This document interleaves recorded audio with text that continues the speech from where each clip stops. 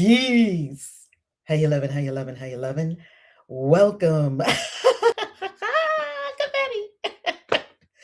My AI does some very interesting things on my screens. It just has all this magic. Like, it has all this magic. I don't know where it comes from. I do love it. Everyone who has ever been in a Zoom with me, they see magic all the time. Okay, we are reading the Bible. Yes, the entire Bible, the whole thing, and the Apocrypha. We are reading the whole thing. Yes, we are. This is your Super Witch coming at you today.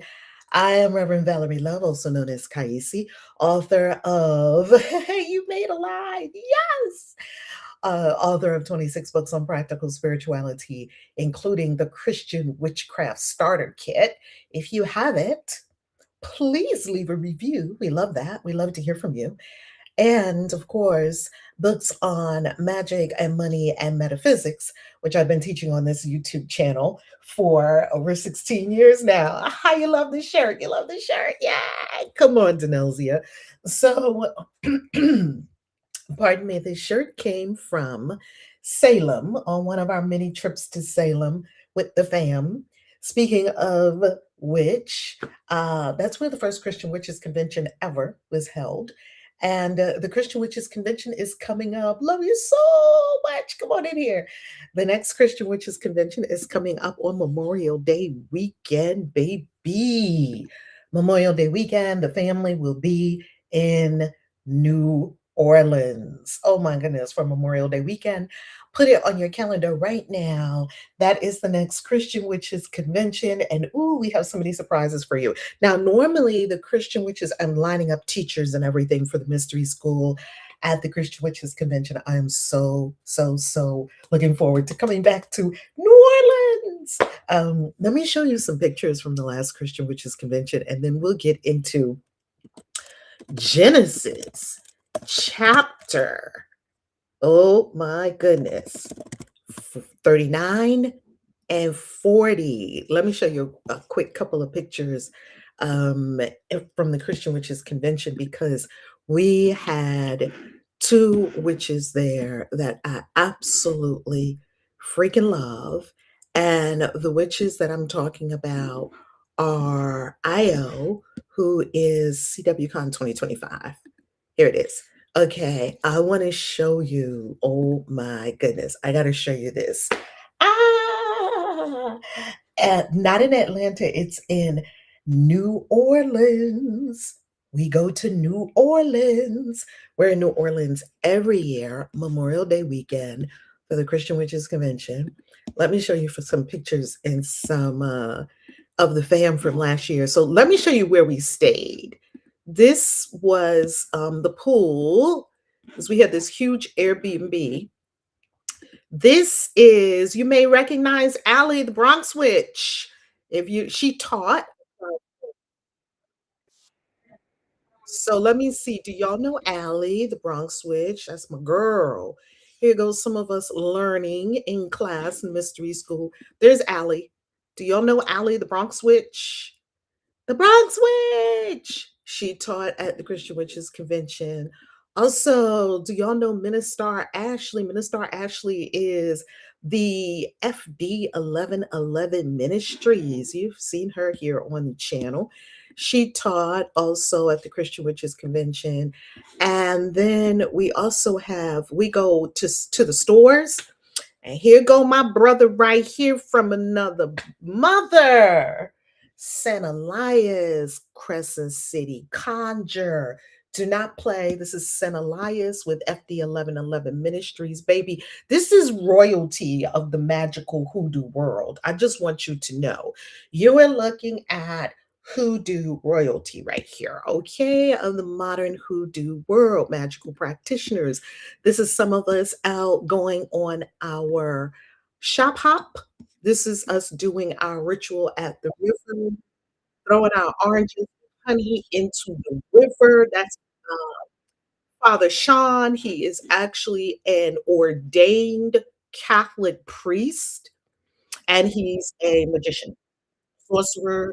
He is the author of Magic Without Tools. Let me show you Father Sean. Magic Without Tools. Sean Wild. This is book Magic Without Tools. That is Father Sean Wild. And let me show you the party. So we have a party. That's me at Crescent City Conjure. We love hanging out at Crescent City Conjure. Every time we go there, people get readings. We go do all kinds of stuff. Then I got to show you the party. The party was themed Wicked, and I was pink and green. I had a touch of pink. That's my take on Alphaba. I had a touch of pink because I do love Glinda as well. And this is us before we're going out to Oz. That's Garnet in the mystery school. There's Father Sean. There is going out for the minute as Coach Michelle, also known as Queen Makita. We're about to go out to Oz. Here is Shannon, Father Sean's wife, dressed as Glinda. She's doing a gorgeous Glinda. And here is one of my favorite pictures from the entire week. This is Reverend Valerie Love, also at Christian Witches. This is Io, baby. This is Bossy Bruja. If you don't know Bossy Bruja, what? Bossy Bruja on Instagram, baby, she be cooking up the spells. And this is Bronx Witch. So Christian Witches, Bossy Bruja, Bronx Witch. That's one of my favorite pictures right there with us. They told us we need to make a black hocus pocus. That's what they told us. They told us y'all three need to make the black hocus pocus. Here is Elphaba and Glenda. Let me get a better close up of Elphaba and Glenda. Can I screw? Well, I can't zoom in. And this is me and Io, also known as the Bossy Bruja. Bossy took pictures of me. So that's me with Elphaba's broom and my cape. And there's me and Bronx Witch. Allie! I love my witches. I'm telling you that because they do powerful work on the world. Here is the winner of the contest as Elphaba. That is Miss Ashley. Ashley won. So every year we have, this is some of us about to go out on the town to Oz in the French Quarter and dance our booties off. And that's exactly what we did. Because, see, we do the spiritual stuff, we get our conjure on, we do our rituals, we do all the things, we hug and we kiss and we talk and we learn and we cast and we eat. And then we go out to the club, drop it like it's hot. Baby, we was at that gay club in. I got to tell you something.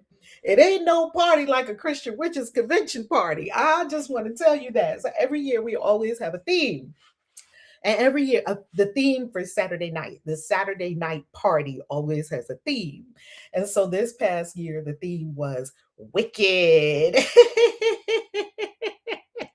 Oh, I wear witchery so well. Thank you so much. Thank you, thank you, thank you. Oh my goodness. Allie is one of my best friends. She truly is dedicated to the craft. She is so dedicated. And I have seen Allie do some impossible things. I've been to Allie's space. Like, you got to know the true witches. Hey, witches. You know how Allie says that? You got to know the true witches because a lot of people say they're a witch. I mean, it's easy to do that. I don't know why someone would want to say they're a witch when they're not, because this ain't no easy path. Yet, a lot of people say they're witches, and they're not. A lot of people say they're spiritual teachers, and they're not. A lot of people say they're spiritual life coaches, and they're not. A lot of people say they can help you, and they can't. And you know why? Because they didn't even help themselves. So the mark, how you know a person who truly, baby, bossy, bossy has a story that you would not. Oh, it's Anthony McBride. Ah, how you love it, how you love it, how you love it. Oh, yeah, you up north. So, Allie's in New York. And You want to be so careful these days, family, in this world of witchery, spirituality, hoodoo, a Yoruba, Ifa, because people will tell you, yeah, I can give you a reading. I'll tell you what Orisha rules your head. Baby, they couldn't touch my head from across the world. No, do not allow these fake ass practitioners of magic, hoodoo, Ifa, Yoruba, whatever they say they're doing. You need to vet these people deeply. What is their life like? How you love and how you live? And you can't just come and put your junk on my head. These people, many of them haven't even healed their own issues yet. You look at their life and they're living out the trunk of their car. What the fuck? No, you're not doing no magic for me. No, you're not touching my head. No, you cannot give me a reading. No, heal your shit. Clean up your life like all the rest of us are doing. And cleaning up your life, when I say clean up your life, no, it's not perfect. No, it's not where I desire it to be. I understand that my deep healing and my continual ascension is my job, not my job to heal other people. Heal your own damn self. It's my job to be a shining beacon of light, a demonstration of what the work looks like. And if you choose to participate with me, we gonna both do the work. I'm gonna do my work, you're gonna do your work. I have had the deepest, most profound healing processes for 4 years in Inner Visions Institute for Spiritual Development. And I gotta tell you something, Reverend Dr. Yala Van Sant, when you see Fix My Life, imagine going through that for 4 years. And if I had not experienced that, I would not be the woman I am today. I want to show you what Reverend Dr. Iyanla Van Sant, my blessed teacher, may she thrive always, that I want to show you something that my blessed teacher shared with us on my 20-year anniversary. I want to show you this. So you're going to go to valerielove.com. I'm going to drop the link. I think it's 20 years. Let me look and see if that's where the anniversary. Yes, I want you to see and I want you to hear from Reverend Dr. Iyanla Van Sant on my 20-year anniversary when she came as a speaker and shared my journey. Okay? Go there and see what she said, because, baby, let me tell you something. Mama Ia, we call her Mama Ia, our beloved mother. Mama Ia is about to come now with another show on OWN called The Fix. Let me make sure, okay? Because I want y'all to watch Reverend Dr. Iyanla Van Sant work her magic. Because, baby, fix your life. And now Fix Your Life is coming out again. No. Iyanla.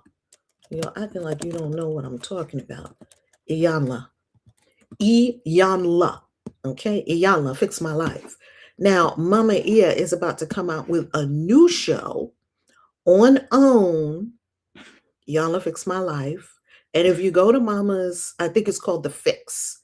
Iyanla, The Fix. I think that's what it's called. Let me get the inside fix. Boom.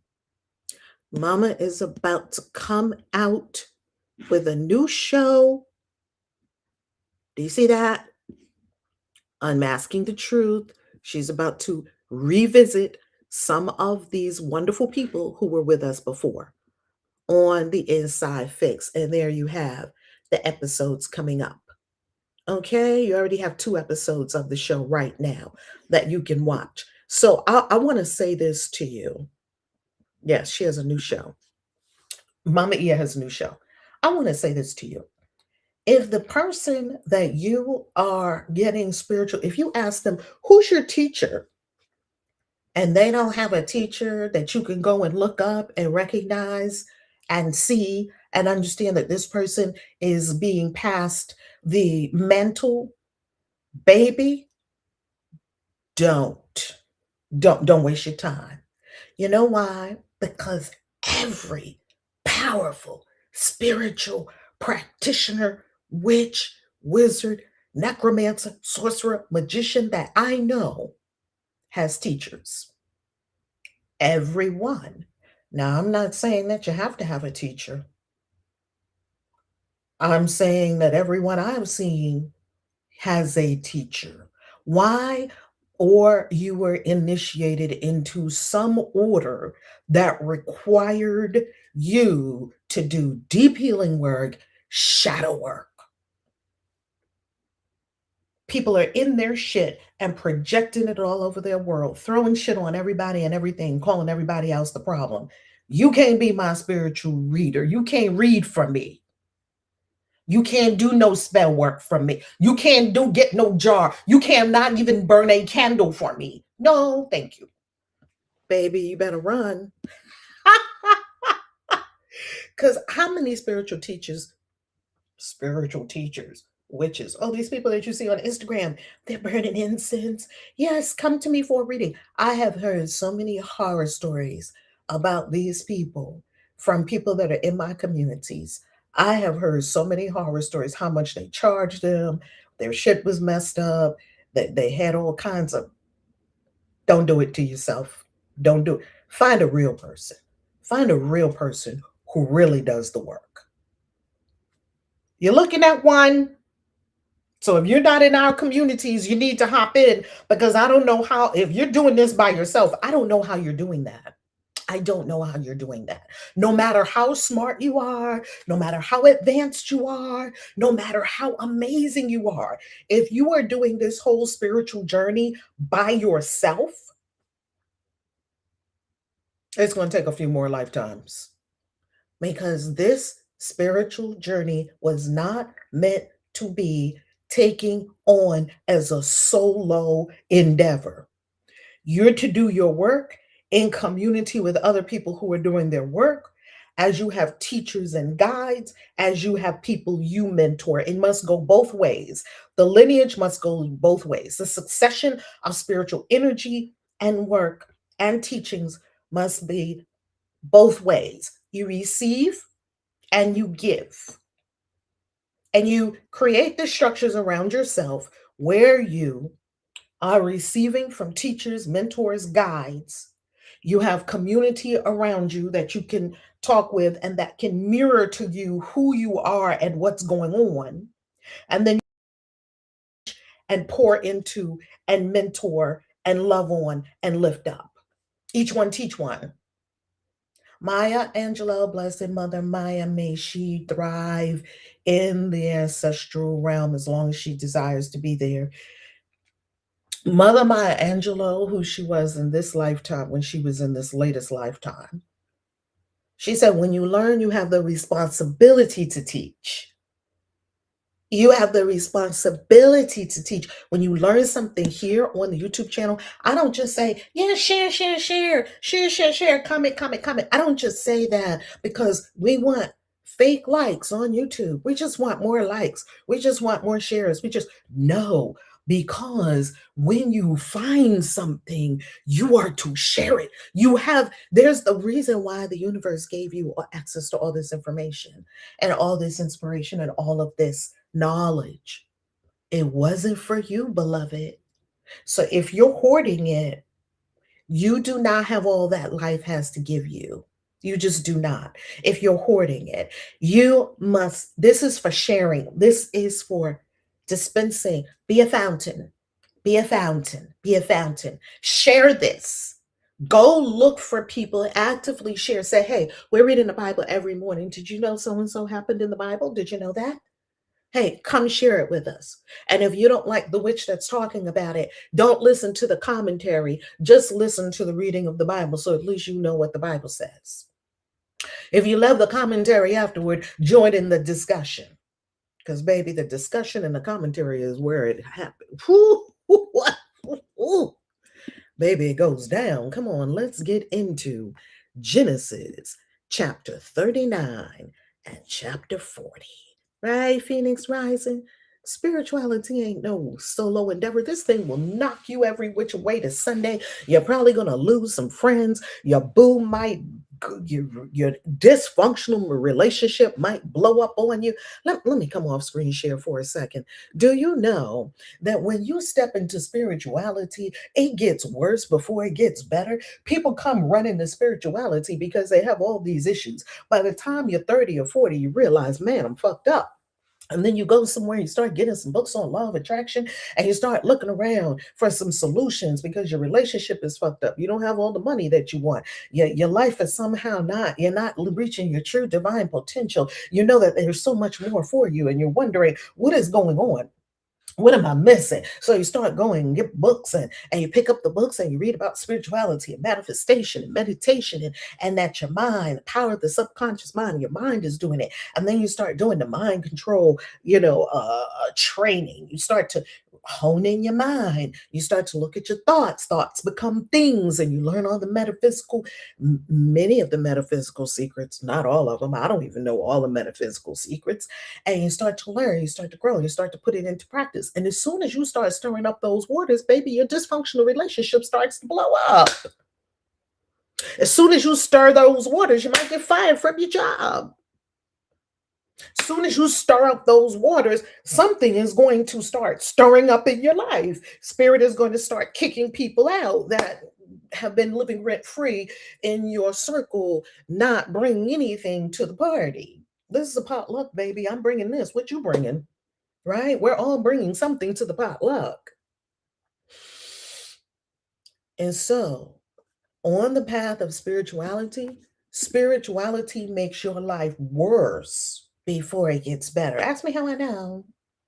I've been doing this for over 20 years, and I've been helping people. Helped usher people through this for 20 years. I've been watching people take the cobwebs off and come out. And it's like, ugh. And when they come out of the matrix, they don't have the same relationship. How could you? They don't have the same money situation. How could you? They don't have the same house. Sometimes they don't have the same skin. They don't have the same hair. They don't have the same body. How could you? You have a transmutation. A transmutation is beyond a transformation. I'm preaching now. Let me hear somebody say amen. A transmutation is such that you have mutated into a new being, and the being that we see before us bears no trace of that which came before it.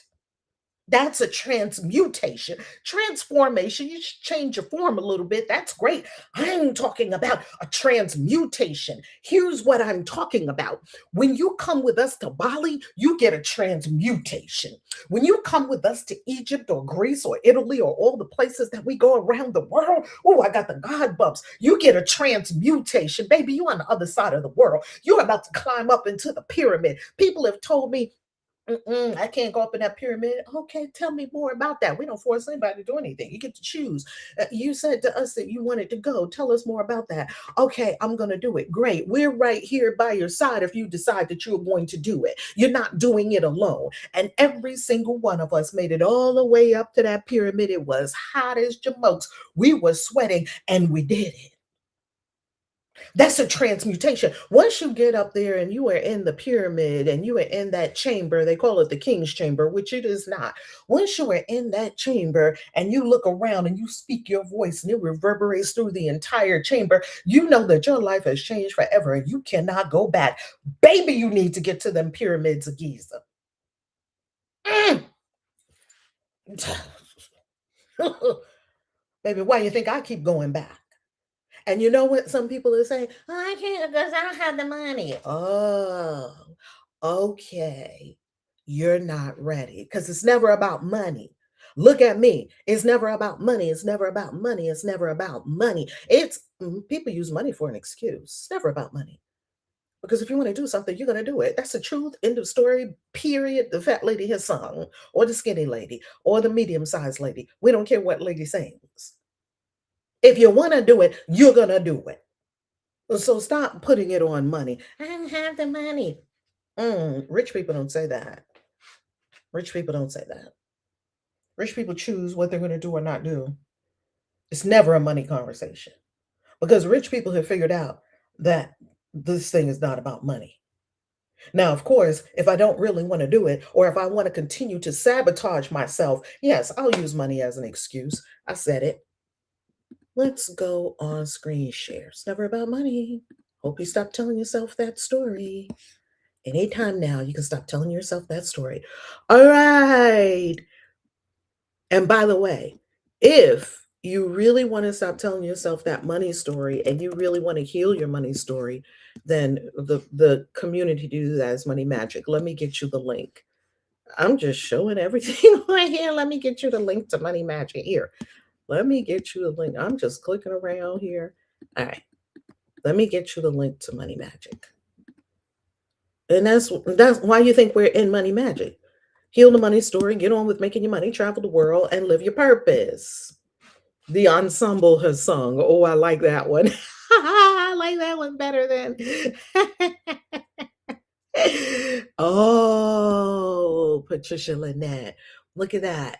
Amen. I'm often told I look like a new person. It all started 2/2/22 with you in Miami. Now my life has never been the same. Baby. And look, you want to know something funny? You know how we say, been there, got the t shirt on it? I actually have that t shirt, 222 Quantum Manifestation, the event that the 222 Quantum Manifestation event. I mean, how life changing is it when you step out of your comfort zone? When you blast the past the edges of your comfort zone, ooh, and you land in Cairo and you look around and this is a big busy airport and your consciousness says, Dorothy, we ain't in Kansas no more. That's right, you're not in Kansas. You came to Cairo to meet the good witch. Or maybe sometimes I'm Glenda and sometimes I'm Elphaba. Okay, I'm both. Let's go on screen share and get to Genesis chapter 39. Baby, the spirit done hit us today. Money magic. Get on right, Aries moon, baby, get in money magic. That's what you need. And get over that money story and start to actually make money. Get actual paths that actually make you money. I have an announcement for that tomorrow. Show up tomorrow. You'll be amazed at the announcement.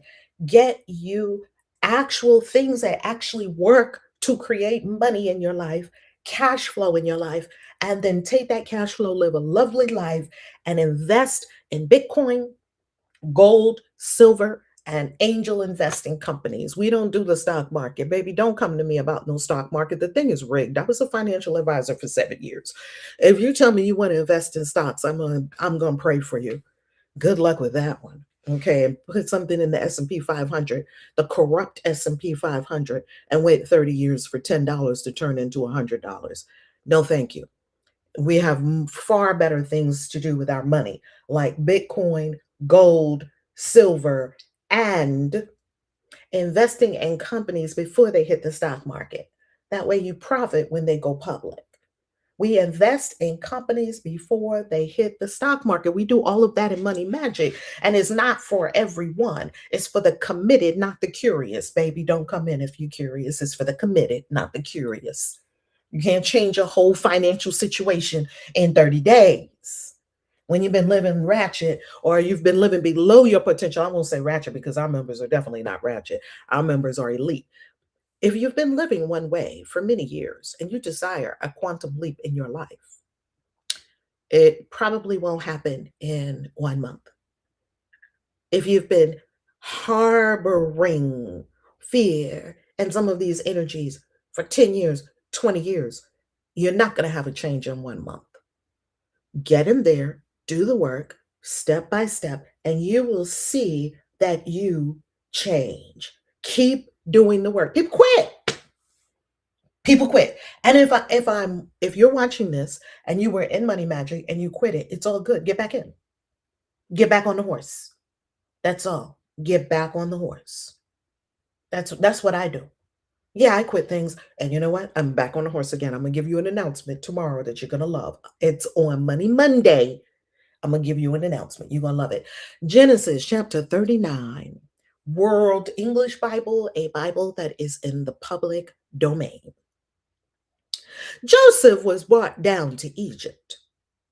Potiphar, An officer of Pharaoh's, the captain of the guard, an Egyptian, bought him from the hand of the Ishmaelites that had brought him down there.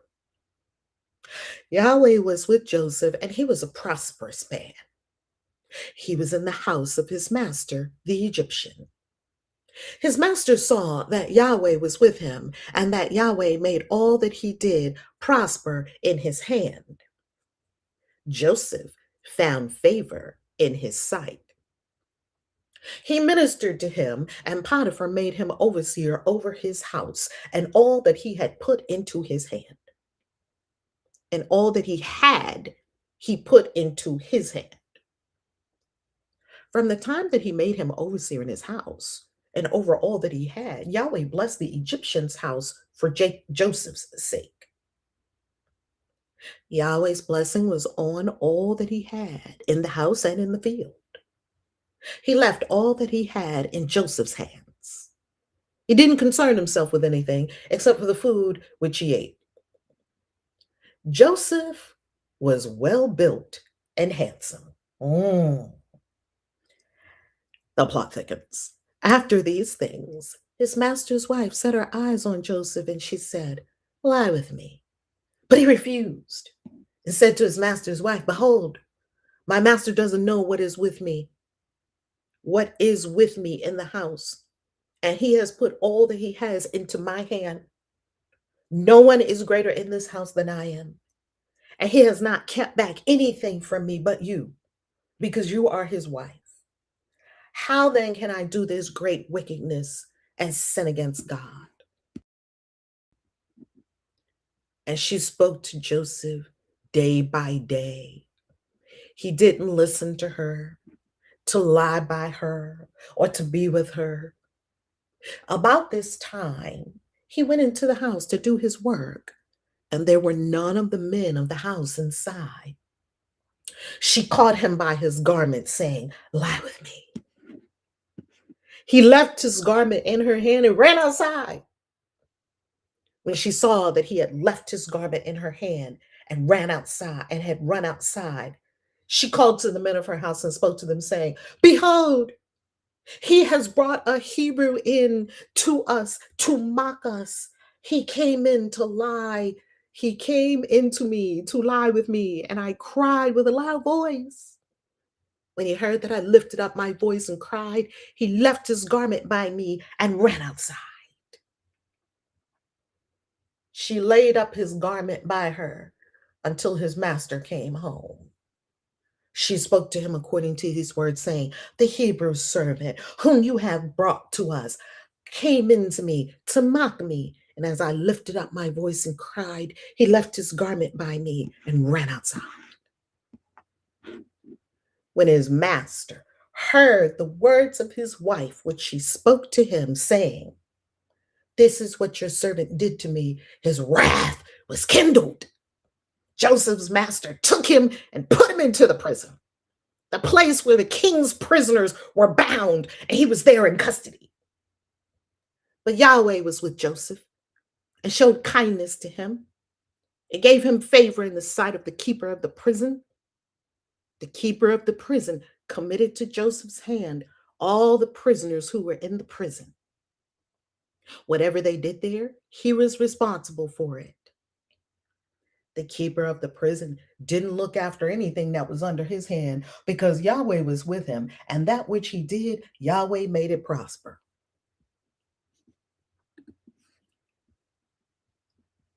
Chapter 40. After these things, the butler of the king of Egypt and his baker offended their lord, the king of Egypt. Pharaoh was angry with his two officers, the chief cupbearer and the chief baker. He put them in custody in the house of the captain of the guard, into the prison, the place where Joseph was bound. The captain of the guard assigned them to Joseph, and he took care of them. They stayed in prison many days. They both dreamed a dream, each man his dream. And one night, each man according to the interpretation of his dream, the cupbearer, and the baker of the king of Egypt, who were bound in the prison. Joseph came into them in the morning and saw them, and saw that they were sad. He asked Pharaoh's officers who were with him in custody in his master's house, saying, "Why do you look so sad today?" They said, "We have dreamed a dream, and there is no one who can interpret it." Joseph said to them, "Don't interpretations belong to God? Please tell it to me." The chief cupbearer told his dream to Joseph, said to him, "In my dream, behold, a vine was in front of me, and in the vine there were three branches. It was as though it budded, it blossomed, and its clusters produced ripe grapes. Pharaoh's cup was in my hand, and I took the grapes and pressed them into Pharaoh's cup, and I gave the cup into Pharaoh's hand." Joseph said to him, "This is its interpretation. The three branches are 3 days. Within 3 more days, Pharaoh will lift up your head and restore you to your office. You will give Pharaoh's cup into his hand, the way you did when you were his cupbearer. But remember me when it is well with you. Please show kindness to me and make mention of me to Pharaoh and bring me out of this house. For indeed, I was stolen away out of the land of the Hebrews, and here also I have done nothing that they should put me into the dungeon." When the chief baker saw that the interpretation was good, he said to Joseph, "I also was in my dream, and behold, 3 baskets of white bread were on my head. In the uppermost basket, there were all kinds of baked food for Pharaoh, and the birds ate them out of the basket on my head." Joseph answered, "This is its interpretation. The 3 baskets are 3 days. Within 3 more days, Pharaoh will lift up your head from off you and will hang you on a tree, and the birds will eat your flesh from off you. On the 3rd day, which was Pharaoh's birthday, he made a feast for all his servants, and he lifted up the head of the chief cupbearer and the head of the chief baker among his servants. He restored the chief cupbearer to his position again, and he gave the cup into Pharaoh's hand. But he hanged the chief baker, as Joseph had interpreted to them. Yet the chief cupbearer didn't remember Joseph, but forgot him. And breathe.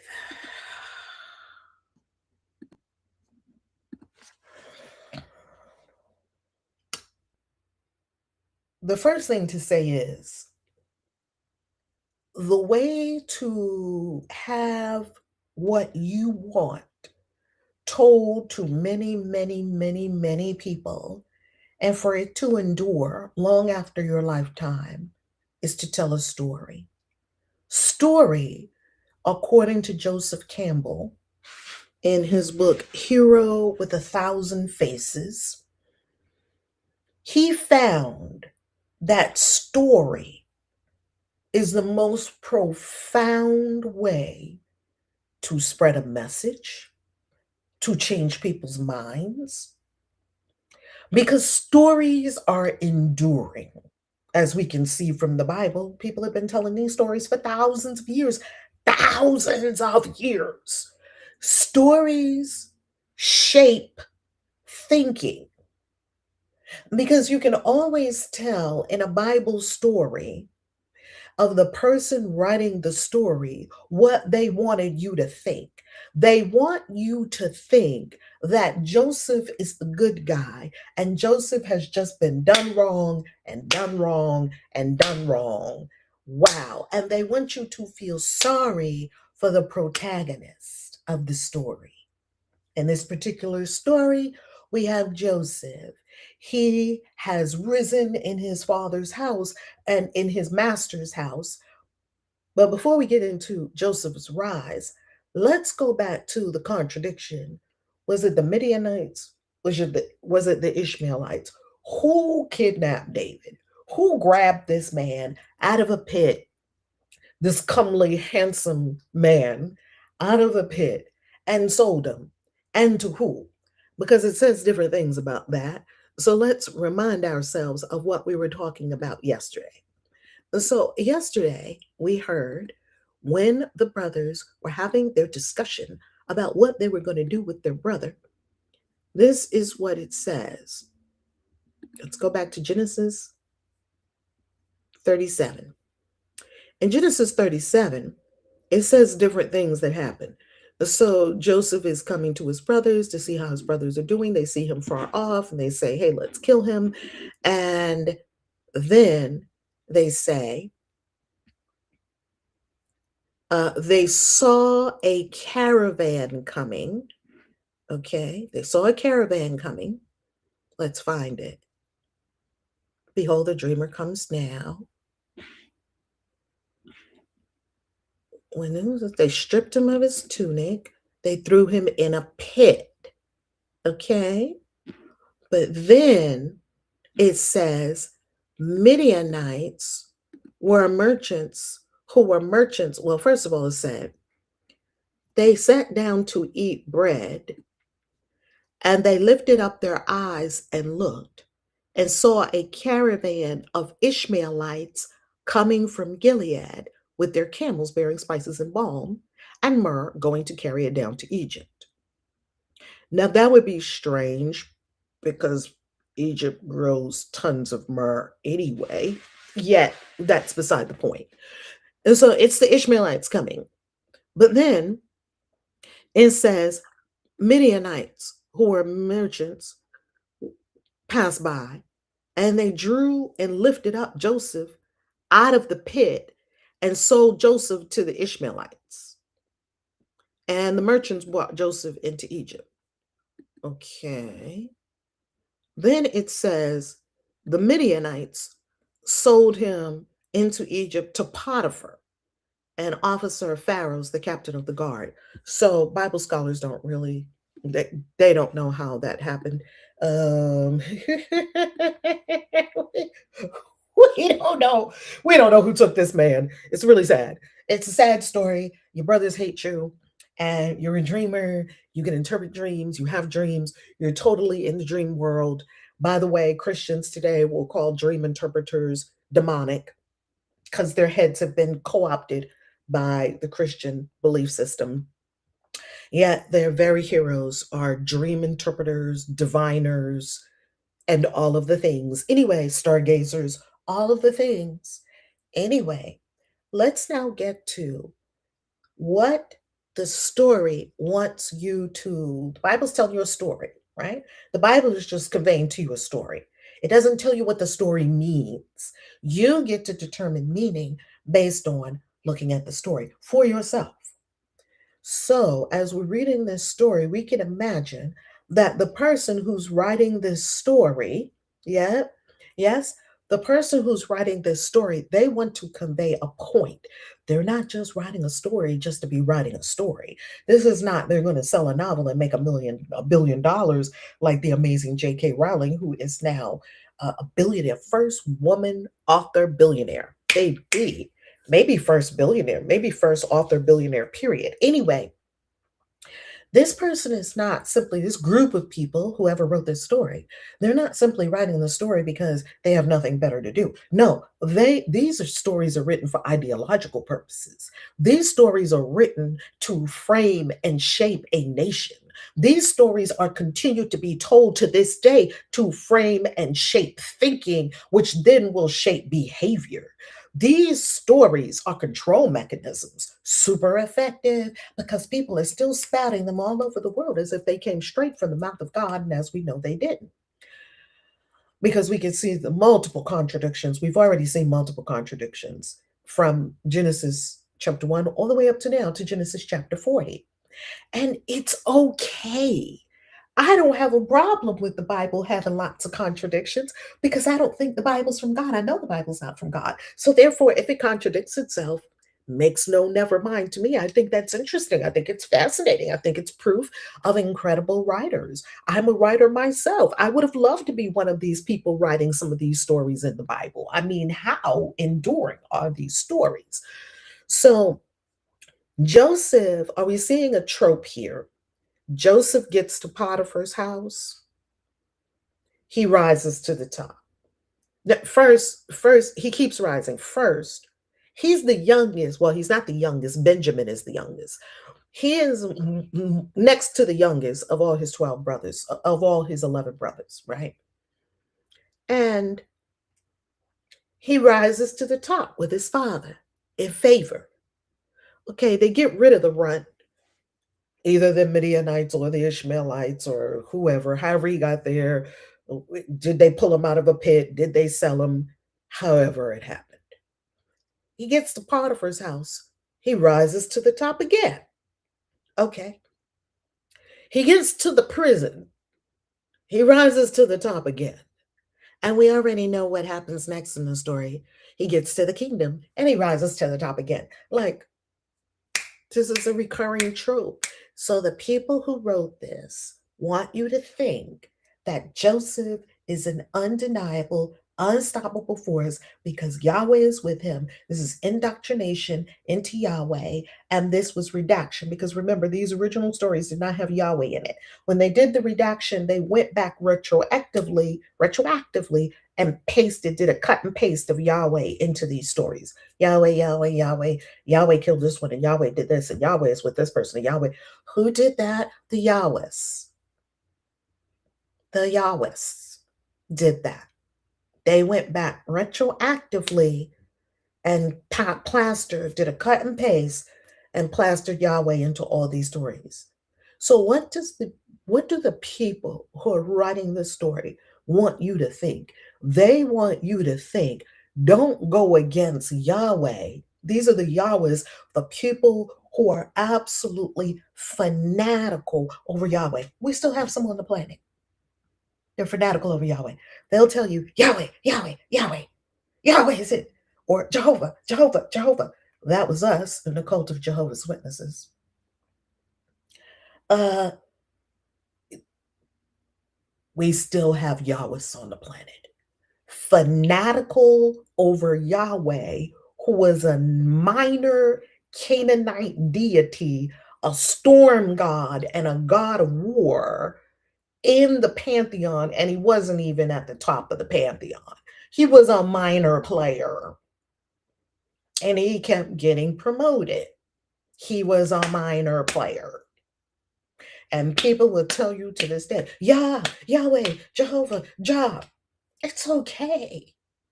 And it's okay if you still want to think in your heart and soul, if you want to call the infinite source Yah or Jah or Yahweh or Jehovah, that's okay. As long as we do not deny the facts. For me, I didn't want to deny the facts. The facts of the case are Yahweh, which we can see through history, archaeology, and literary textual evidence that Yahweh was a Canaanite deity and a lesser Canaanite deity at that, one of the 70 sons of El. What? You mean there were 70 different? Yeah, he had 69 brothers and sisters. What? He wasn't even at the top. No, El was at the top. El for me is a reiteration, a rehashing of Anu from the Anunnaki. El is like this father god. You know, it's like Anu. Anu was this fatherly kind of being because he was the father of Enlil and Enki and probably a lot more people than that, a lot more Anunnaki than that. So Anu was this fatherly presence. He didn't walk around on the earth a lot. Whenever they wanted to go see Anu, they would go up. You know, so he was up probably in some kind of spaceport or some kind of satellite station, space station, like we have. And people go up to it, but we are so arrogant that we think no one could have thought of this before us because we're the first ones when evidence on this planet would tell us we're not the first ones to do these things. Anyway, Anu was this sky being. This is where we get heavens. He's in the sky. He's not in heaven. Heaven is metaphysical. The Hebrew Bible has no metaphysical concepts. It is sky. This is a sky daddy that we're talking about. So Anu, he's fatherly figure, and El, a later iteration of Anu, is that kind of fatherly kind of being. That's why you get this fatherly kind of being, but then you also have Enlil, and Enlil is a harsh disciplinarian, do my way or the highway, don't have no problem nuking people, rolling heads, wiping out the whole human race, no problem. And so you get that energy in the Bible as well from Enlil. And you also get in the Bible the Inky strain. Oh, we've got to be kind to humanity. We've got to help. These are his children. This is like him and Ninhursag worked hard on this mashup, biological mashup of the human race. So they want to have us live. They want us to thrive. They send teachers like the seven Apkalu that are like teachers of humanity that people talk about all over the world, that these beings came, star beings came and taught agriculture, mining, metallurgy, taught things like astronomy. And astronomy and astrology were not separated. Astronomy and astrology were the same for the longest until not too long ago. Smart humans thought we would separate the two.